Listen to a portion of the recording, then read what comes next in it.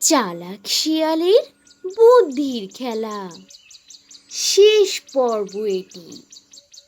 পাজি শিয়ালটি তার বুদ্ধি খাটিয়ে প্রথমে তো সিংহকে কাজে লাগাতে চেয়েছিল মরা সেই হাতির চামড়া ছাড়ানোর জন্য, কিন্তু সে তো ব্যর্থ হয়ে গেল সিংহের আত্মসম্মানের কাছে।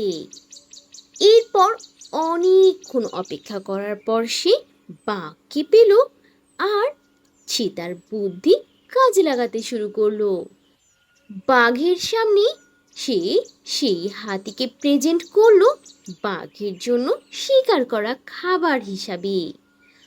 এরপর সে যখন দেখলো বাঘ রাজি আছে, তখন তো সে আবার একটা বুদ্ধি কাজে লাগায়, আর সে বলে সিংহ এটি শিকার করে রেখে গিয়েছে আর তাকে পাহারা দিতে বলেছে। কিন্তু সে বলল যে বাঘ তার মামা হয় বলে সে এখন বাঘকে এই মাংস কিছুটা খেতে দিতে চায়।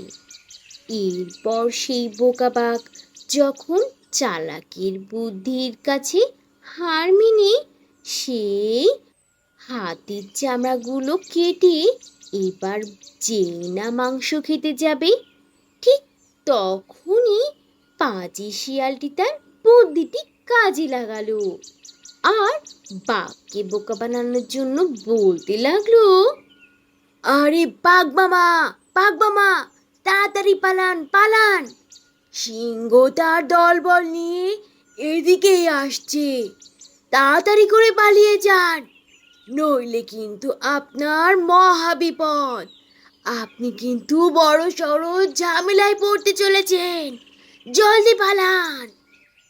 দুষ্টু শিয়ালের কথা শুনে তো তখন বাঘ তার জানের ভয়ে সেখান থেকে জলদি পালিয়ে যায়।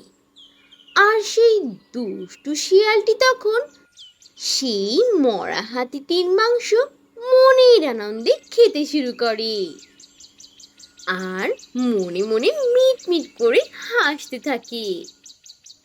বন্ধুরা, তোমরা তো সবাই জানোই যে শিয়াল সবসময়ই তার উপস্থিত বুদ্ধির কারণে সবাইকে বোকা বানায়, আর এই গল্পেও সে কিন্তু বাঘকে আচ্ছা মতো বোকা বানিয়েছে। তোমরা এমন বুদ্ধি খাটিয়ে কাকে আর কিভাবে বোকা বানিয়েছিলে সেই গল্প কিন্তু অবশ্যই কমেন্ট করে জানাবে।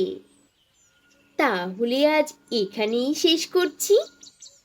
খুব তাড়াতাড়ি ফিরে আসবো নতুন আর সুন্দর সুন্দর মজার মজার গল্প নিয়ে।